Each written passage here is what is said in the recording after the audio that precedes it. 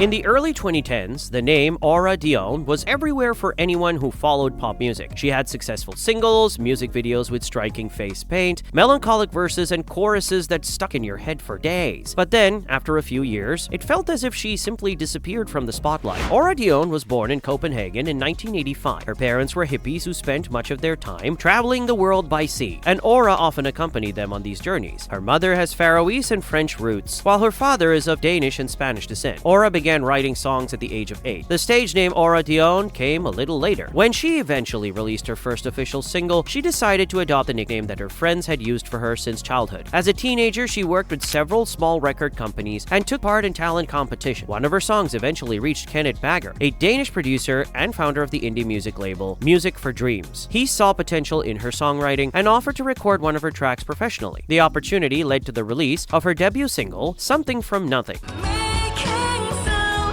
The track quickly attracted the attention of Danish music critics and received airplay on local radio stations. With that first release, Aura began establishing herself within the Danish music scene. Her second single, Song for Sophie,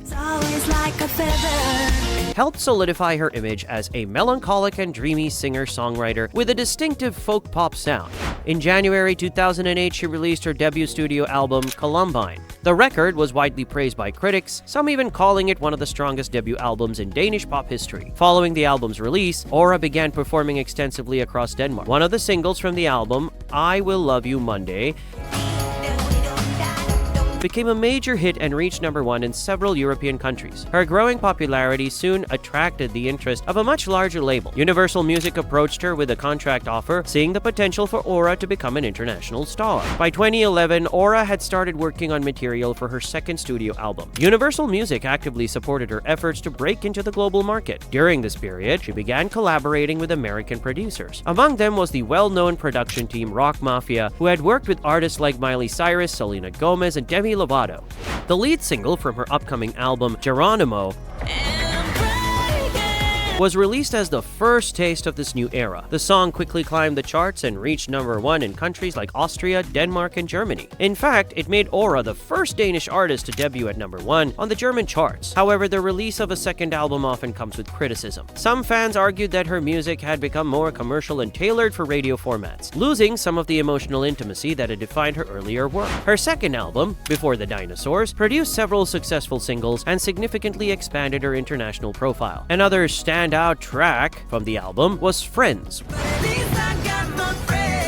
which also performed strongly on European charts. Aura received nominations at major European award shows, including recognition for Best Artist and Hit of the Year. After this wave of success, work began on her third studio album. Aura moved to New York, where she continued collaborating with Rock Mafia and other producers. In December 2014, Aura suddenly disappeared from social media for nearly 3 months. The work on her third album abruptly stopped. In January 2015, it became public that she had split from her boyfriend, a billionaire entrepreneur and co-founder of Skype. The two had been seen together since around 2012, and many speculate that he had supported her career during the time. What followed was a difficult and complicated period. There were legal battles, disputes over songwriting rights, and lawsuit demanding around $15 million in damages. Eventually, Aura returned to Denmark and had to rebuild her career almost from scratch. In 2016, she shortened her stage name to simply Aura and released the single Love Somebody,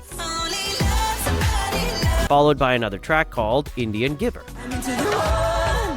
At that point, she no longer had the strong management team or label support that had helped drive her earlier success. Because of the controversies and the long period of silence, many listeners didn't even realize that she had returned to music. Despite emotional and financial exhaustion, she eventually managed to release her long-awaited third album in 2017. The record was titled Can't Steal the Music. In 2019, Aura reached a settlement with her former partner and regained the rights to use her original stage name, Aura Dione. From that point on, she continued releasing music independently, focusing on a more intimate and indie-oriented sound. She later released an EP titled Fearless Lovers, and in 2022, Aura released her fourth studio album, Life of a Rainbow. However, most of the songs on the album had already been released as singles in previous years, with only one completely new track included. Whether this was due to a lack of inspiration, as of now, her most recent release is a collaboration version of her biggest hit, Geronimo, with the electronic producer Neptunica, which came out last summer.